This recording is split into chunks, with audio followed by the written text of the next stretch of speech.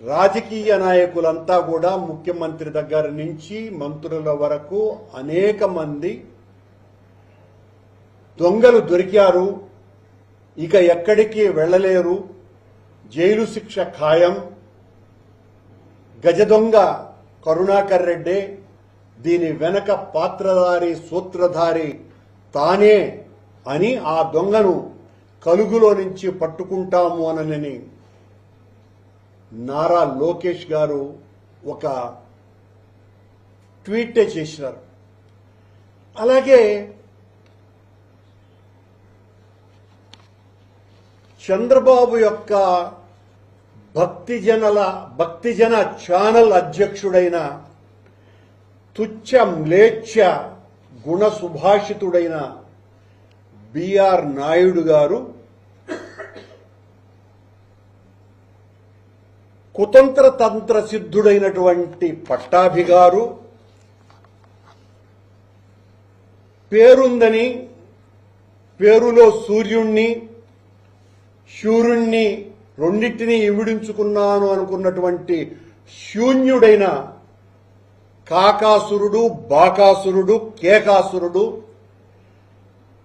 ఈ పరకామణి యొక్క దొంగతనాన్ని నేను బయటపెట్టినందుకు నాకు ప్రాణాపాయము ఉంది అని నంగి ఏడుపులు ఏడ్చి 2+2 గన్మెన్లను సంపాదించుకున్నటువంటి లాభపరుడు, తిరుపతిలో ఉన్న ప్రాతికామి ఓవి రమణ, ఇక అనేక మంది వర్లరామయ్య గారితో సహా అందరూ కూడా నా మీద పర్టికులర్గా, అలాగే సుబ్బారెడ్డి గారి మీద, ధర్మారెడ్డి గారి మీద, వీళ్ళందరి మీద అనేక రకాలైనటువంటి అవాకులు చెవాకులు మాట్లాడి నేనే దీని వెనక ఉన్నటువంటి గజ దొంగ అని వాళ్ళు అనేక సార్లు ఆధారాలు మా దగ్గర ఉన్నాయి, తొందరలోనే కొంతమంది బయటకు వచ్చి చెప్పబోతున్నారు, సాక్ష్యాలు మా దగ్గర ఉన్నాయి అని వీర ప్రగల్భాలు పలికిన విషయం. దాన్ని చంద్రబాబు గారిని మోసేటువంటి పత్రికలు, ప్రసార మాధ్యమాలు, చంద్రబాబు గారి భజన భక్తి ఛానల్ బిఆర్ నాయుడు గారి ఛానల్లో మామూలుగా ప్రచారం చేయాలి. ఇన్ని ఆధారాలున్నటువంటి వీళ్లను ఎందుకు సిఐడి అధికారులు పిలవలేదు? మా దగ్గర ఆధారాలు ఉన్నాయన్నారు కదా, గజ దొంగ కరుణాకర్ రెడ్డి అని అన్నారు కదా, సాక్ష్యాలు మా దగ్గర ఉన్నాయి అని అన్నారు కదా, పిలవాల్సినటువంటి బాధ్యత ఉందా లేదా అని గౌరవ న్యాయస్థానానికి వినమ్రుడనై చేతులు జోడించి అర్థిస్తున్నారు. ఈ కేసుకు సంబంధించి విచారణలో నన్ను పిలిచినారు. నేను ఆ బోర్డుకు సంబంధించి ఒక స్పెషల్ ఇన్వైటీని మాత్రమే పిలిచినప్పుడు నేను సంబంధిత అక్కడ ఉన్నటువంటి డీజీ గారిని నేను అడగటం జరిగింది, నన్ను పిలిచినారు, మిగతా వాళ్ళని ఎందుకు పిలవలేదు అని. వాళ్లను కూడా బోర్డు సభ్యులను అందరినీ కూడా పిలుస్తున్నాము అని చెప్పారు. ఈరోజు ఆనాడు నేను చైర్మన్ గా ఉన్నప్పుడు, సుబ్బారెడ్డి గారు చైర్మన్ గా ఉన్నప్పుడు, ఇప్పుడు కూడా అంటే చంద్రబాబు గారి హయాంలో కూడా టీటీడీ బోర్డులో సభ్యులుగా ఉన్నటువంటి వాళ్లను ఎందుకు పిలవలేదు, ఎందుకు విచారణ చెయ్యలేదు? అలాగే ఆనాడున్నటువంటి బోర్డులో అందరినీ ఎందుకు విచారణ చేయలేదు? ఎందుకు నన్ను మాత్రమే పిలిచినారు? ఎందుకు పిలిచినారు అంటే ప్రభుత్వాన్ని సంతృప్తి పరచటానికి పిలిచినారు, బావ కళ్లల్లో ఆనందాన్ని నింపటానికి పిలిచినారు. దోషి ఈయనే అని పత్రికలు, చంద్రబాబు పత్రికలు రాసినాయి కాబట్టి పిలిచినారు. మిగతా వాళ్లను పిలవాలి కదా. ఎప్పుడు వాళ్లను పిలవలేదో ఈ విచారణ ఏకపక్షంగా సాగింది అన్నది స్పష్టంగా అర్థమైపోతున్నది కదా. ఈ విచారణ వక్రమార్గం పట్టిందని అర్థమవుతున్నది కదా. ప్రజాస్వామ్యంలో మూల స్తంభాలుగా ఉన్నటువంటి ఎగ్జిక్యూటివ్, రాజకీయ వ్యవస్థ, అధికార రాజకీయ వ్యవస్థ రెండింటి మధ్యన వికృత అక్రమ సంబంధం ఉంది అన్నది అర్థమైపోయింది కదా. సిఐడి అధికారులు ప్రభుత్వ పెద్దలు ఎవరినైతే ఒత్తిడి పెట్టారో వాళ్లను మాత్రమే ఎందుకు పిలిచారు? అక్కడ న్యాయస్థానం ఆదేశాలు పాటించినారా? పాటించి ఉంటే నిష్పాక్షికంగా అది జరిగి ఉండాలి కదా. అందరినీ పిలవాల్సినటువంటి బాధ్యత మీ మీద ఉన్నది కదా. అంటే చంద్రబాబు గారి ప్రభుత్వానికి తల ఒగ్గిన సిఐడి, ఏసీబీ అధికారులు న్యాయస్థానానికే మస్కా కొట్టినారు, టోకరా వేసినారు. న్యాయస్థానం ఆదేశాల ముసుగును వేసుకొని మమ్మల్ని దోషులుగా, నిందితులుగా, నేరస్తులుగా, దొంగలుగా గత 3 నెలలుగా నిరంతరము ఈ పత్రికలలోనూ ఈ ప్రసార మాధ్యమాలలోనూ మమ్మల్ని తిట్టించటానికే ఈ విచారణను సాగించినారు. ఈ విచారణ సాగినన్ని రోజులు నిజానికి విచారణ అధికారులు వాళ్ళెవరు కూడా ఎవరిని ఏమి విచారించినాము అన్నది చెప్పరు. కానీ మరుసటి రోజున చంద్రబాబు గారిని మోసేటువంటి పత్రికలలో ఎవరెవరిని ఏ ప్రశ్నలు అడిగినారో చాలా స్పష్టంగా వచ్చేస్తాయి. ఇదో వీళ్ళని ఈ ప్రశ్నలు అడిగినారు అని. ఈ విచారణ అధికారులు విచారించినటువంటి ఆ కొద్ది మందినైనా, అంటే నాతో సహా, ఆ విచారణ తతంగాన్ని రికార్డు చేసి దానికి సంబంధించి మా దగ్గర సంతకాలు తీసుకోనే లేదు. తీసుకోవాల్సినటువంటి అవసరం విచారణ చేసేటువంటి అధికారులకు ఉన్నదా లేదా అని నేను ప్రశ్నిస్తున్నా. ఒక్కరి దగ్గర కూడా మీరెందుకు సంతకాలు తీసుకోలేదు? న్యాయస్థానం పట్ల ఏమాత్రము గౌరవం లేని చంద్రబాబు గారి రాజకీయం ఇక్కడ కొనసాగుతున్నది కనుక ఆ బరితెగింపు ఈ ప్రభుత్వానికి ఉన్నది కనుక న్యాయస్థానాన్ని తమకు పూర్తిగా వాళ్ళు ఇచ్చినటువంటి ఆదేశాన్ని అనుకూలంగా మలుచుకొని 3 నెలల పాటు మమ్మల్ని దొంగలుగా చిత్రీకరించేటువంటి ప్రయత్నం నిరంతరము చేసినారు. నేనే దొంగ అన్నారు కదా, సాక్ష్యాలన్నీ కూడా వాళ్ళ దగ్గర ఉన్నాయని చెప్పినాయి కదా. మరి వాళ్ళని పిలవాల్సినటువంటి బాధ్యత సిఐడి అధికారులకు ఉన్నదా లేదా? లేకుండా తతంగం ఎలా ముగించినారు మీరు? ఒక్కరిని కూడా పిలవలేదే.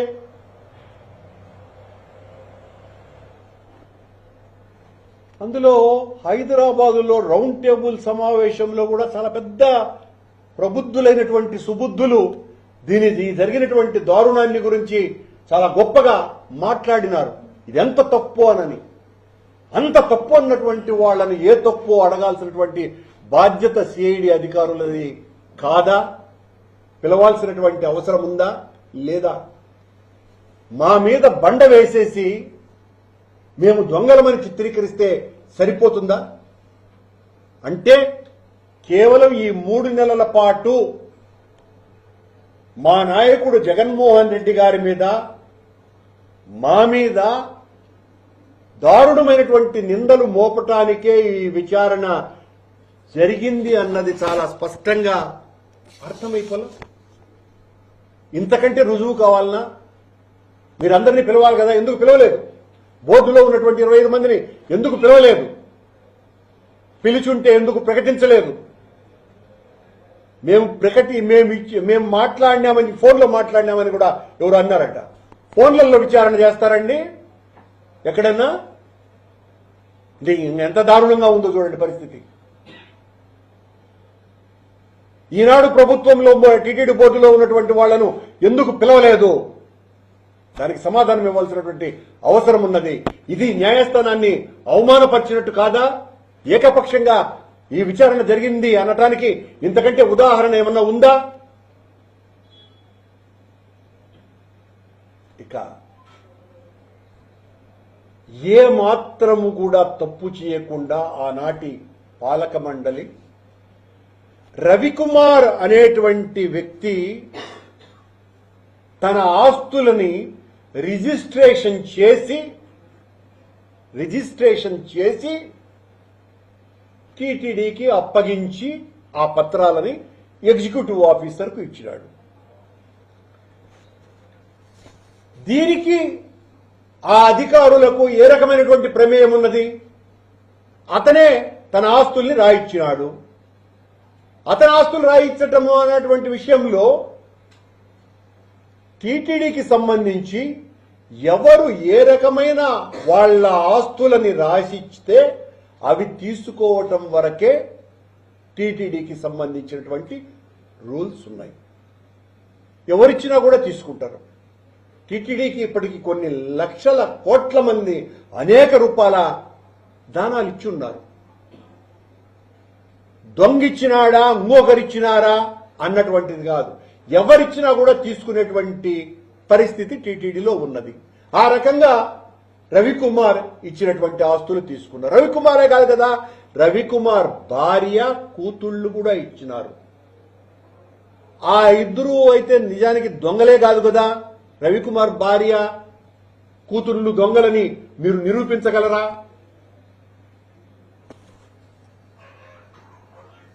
గిఫ్ట్ డీడ్లని నేను భగవంతుని మీద అపారమైనటువంటి భక్తితో, విశ్వాసంతో టీటీడీకి రాయించినాను అని గిఫ్ట్ డీడ్లోనే అతను రాశాడు కదా.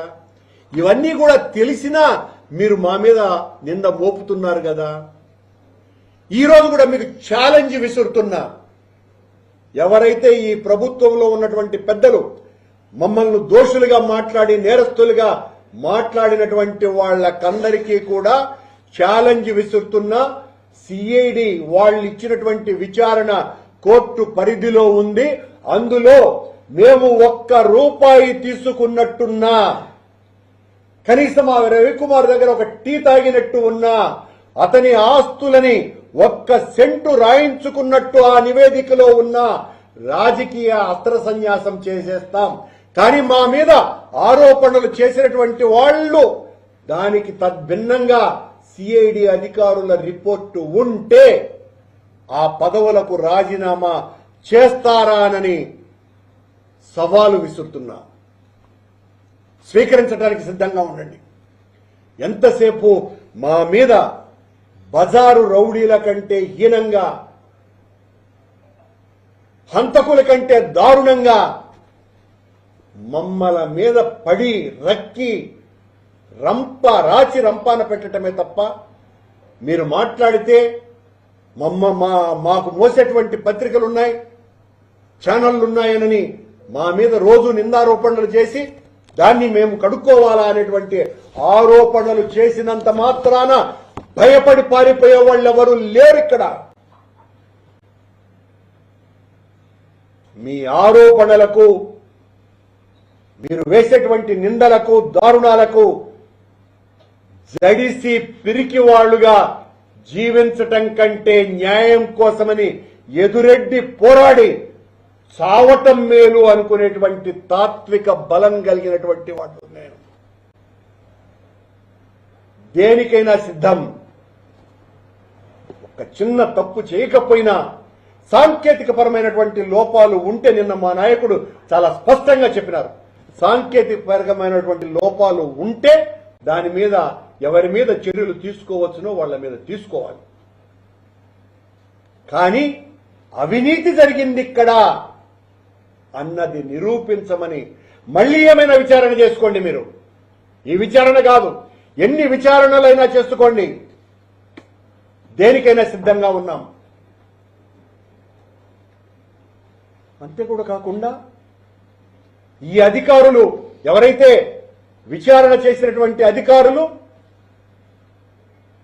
విచారణ చేసినటువంటి తీరు వలన ఓ అబద్ధాన్ని చెప్పించటానికి ప్రయత్నం చేయటం మూలంగా ఒక నిజాయితీ పరుడైనటువంటి పోలీసు అధికారి బలైపోయినాడు.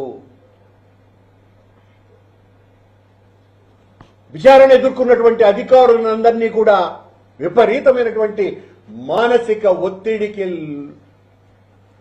వాళ్లను విపరీతంగా ప్రలోభపెట్టి భయపెట్టడం ద్వారా వాళ్ళెవ్వరూ కూడా అబద్ధాలు రాసే వాంగ్మూలాలకు సిద్ధపడని కారణంగా ఈ రోజున వాళ్ల మీద వ్యక్తిగతంగా ఏసీబీని పురికొల్పాలా అన్నటువంటి దురాలోచనతో ఈ ప్రభుత్వం ఉన్నది. పోలీసు వ్యవస్థ శాశ్వతం. ఈ రాజకీయ కుతంత్రం అధికారం ఉన్నది కదానని రాజకీయ నాయకులను మోసేటువంటి ఆలోచన మానుకొమ్మని పెద్ద పోలీసు అధికారులను నేను వినమ్రంగా కోరుకుంటున్నాను. పోలీసు అధికారుల చేతనే కింది స్థాయి పోలీసు అధికారుల కన్నులు పొడిచేటువంటి కార్యక్రమం కొనసాగుతున్నది. ఈ పరకామణి వ్యవహారంలో పాపం వాళ్ళు ఏ తప్పు చేయకపోయి ఏ నేరము చేయకపోయినా వాళ్ళ మీద ఏసీబీ రైడ్లు చేయించాలా అన్నటువంటి ప్రయత్నాలు చేస్తున్నారు. ఎంత దారుణమైనటువంటి విషయం ఇది.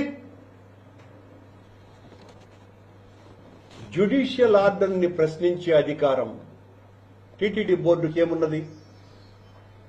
మెగా లోక్ అదాలత్లో పరిష్కారమైనటువంటి దాని మీద ప్రశ్నించేటువంటి అధికారం ఉన్నత న్యాయస్థానానికి మాత్రమే ఉంటుంది. ఆ రవికుమార్ అనే వ్యక్తి ఆస్తులు రాయించినాడు, టీటీడీ తీసుకున్నది. తీసుకున్నటువంటి ఆస్తులను అది చాలా నేరమని ఈ రోజున మీరు మాట్లాడుతున్నారే. మీరు వచ్చి అధికారంలోకి 1.5 సంవత్సరాలు అయింది కదా, ఎందుకు రవికుమార్ వాపసు ఇవ్వలేదు? ఇది కూడా ఛాలెంజ్ విసురుతున్నా నేను. అది అవినీతి ఆస్తులైనప్పుడు 1.5 సంవత్సరాలైనా మీరు అధికారంలోకి వచ్చిన తరువాత ఇప్పటికైనా ఆ ఆస్తుల్ని మీరు ఎందుకు వెనక్కి తీసుకోలేదు? వాపసు ఇచ్చేయండి. ఆ పని మీరు చేయలేదే. మా మీద దాడి చేస్తున్నారు, దాని వెనక మేమంతా కూడా ఆస్తులు రాయించుకున్నామనని. వాళ్ళని మరి రాయించుకున్నాము అన్నటువంటి వాళ్లను, మా దగ్గర ఆధారాలు ఉన్నాయన్నటువంటి వాళ్లను ఎందుకు పిలవలేదు? మీరు పిలవాలి కదా.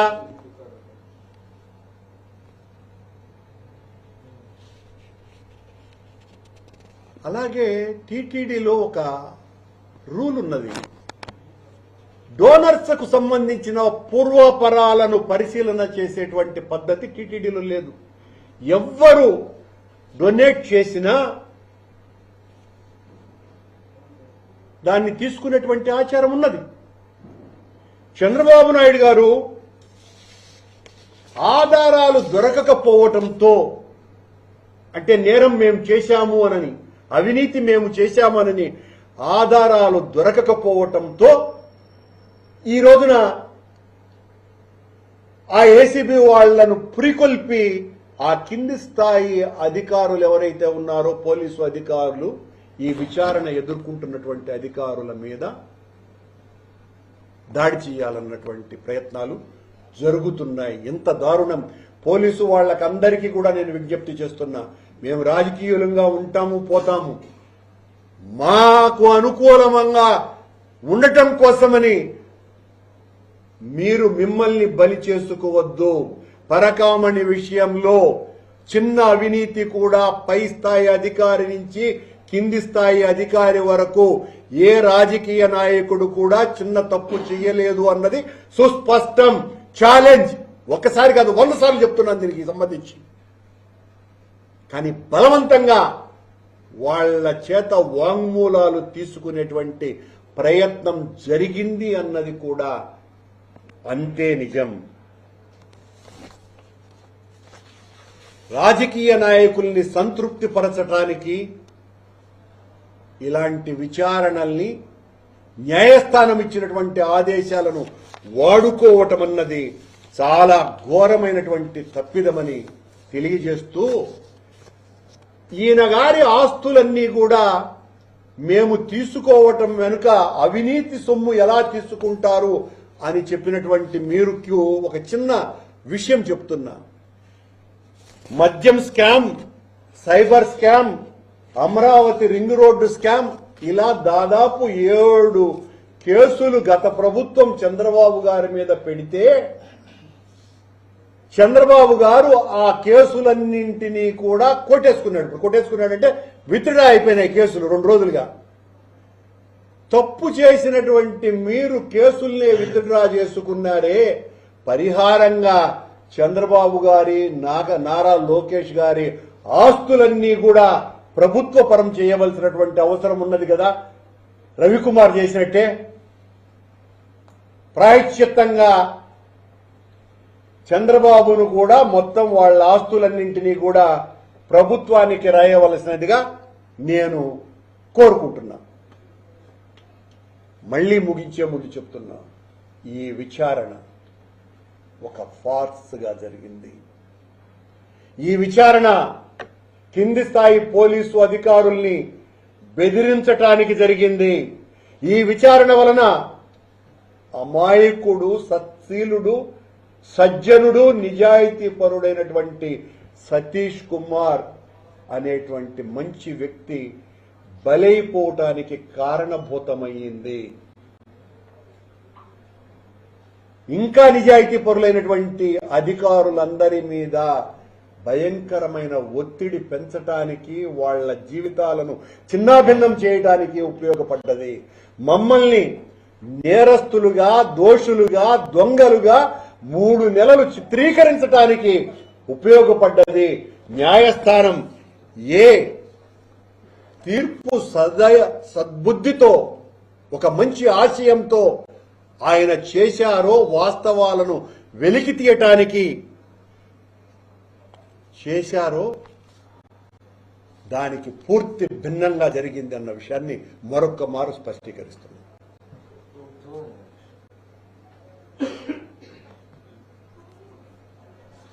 ఇప్పటికీ సిఐడి కోర్టుకైతే నివేదిక అందించింది. అయితే అంతకు ముందుగానే టీవీ నేతలు అయితే ఖచ్చితంగా బొమ్మన రేపు అరెస్ట్ అవుతారని కూడా వాళ్ళు చెప్తున్నారు. అంటే నేను చెప్పింది అదే కదా, విచారణ తతంగం అంతా కూడా ఈరోజు నన్ను పిలుస్తారు. మీడియా వాళ్ళు నన్ను అడగరు, నేను చెప్పను. అధికారులను అడిగినట్టు ఎక్కడా కనపడలేదు. మీరు అడిగినట్టుగా మరుసటి రోజు పేపర్లో వస్తుంది. మచ్చుకున్నాదే అంటే విచారణ తతంగం ఎలా జరిగింది అనటానికి. సరే, నా మీద ఉన్నటువంటి కసి ఇప్పుడు ఇలాంటి నేను చెప్పినటువంటి ప్రశ్నలకు ఒక్కదానికి కూడా ఈరోజు పత్రికా సమావేశం ఇప్పుడు పెట్టా, ఒక్కదానికి కూడా సమాధానం ఇచ్చేటువంటి వ్యక్తి అక్కడ లేనే లేడు. మధ్యాహ్నం నుంచి ఇంకొక అరగంట నుంచే మొదలవుతుంది. రే దొంగ దొరికిపోయినావు అని నా మీద మాట్లాడటమే. రేపు ఈనాడు పత్రికలో, ఆంధ్రజ్యోతి పత్రికలో ఎంతైనా రావచ్చు మా మీద కథనం. అందుకే సవాలు విసురుతున్నా. ఇంకా టీవీ5 కథ చెప్పాల్సిన పనేలే. సాక్షాత్తు న్యాయమూర్తుల మీద మాట్లాడుతున్నారు. టీవీ5 మహాఘనత వహించినటువంటి టీవీ5లో, అంటే ఈ చంద్రబాబు భజన భక్త టీవీ ఛానల్లో సర్వోన్నత న్యాయస్థానం మీద కూడా మాట్లాడుతున్నారు. అంటే న్యాయస్థానం అంటే లెక్కే లేదు. మేము చెప్పిందే న్యాయం. అసలు ఎందుకు వీళ్లే అసలు ఈ వర్లరామయ్య, పట్టాభి, భానుప్రకాష్ రెడ్డి, నెక్స్ట్ ఆయన సహస్ర భగదలన అమాత్యుడైనటువంటి అనగాని సత్యప్రసాద్, వీళ్లే పోలీసు అధికారులు అయిపోవచ్చు కదా ఈ విచారణ చేసేంత వరకు. ఈ విచారణ వాళ్ళ ఆధ్వర్యంలో జరిపి మమ్మల్ని అందరినీ లోపలేసేయమని చెప్పండి, సరిపోతుంది.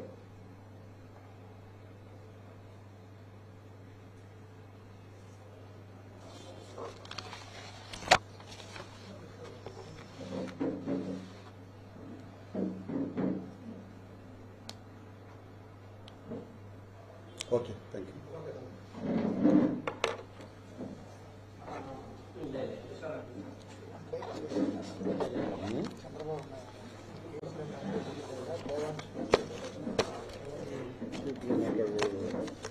ఏదిస్తే అది దాన్ని ఇస్తావు దాన్ని సబ్జెక్ట్ కాదు కదా ఇక్కడ సబ్జెక్ట్ ఏదో సీరియస్ సబ్జెక్ట్లో అది ఇస్తారు.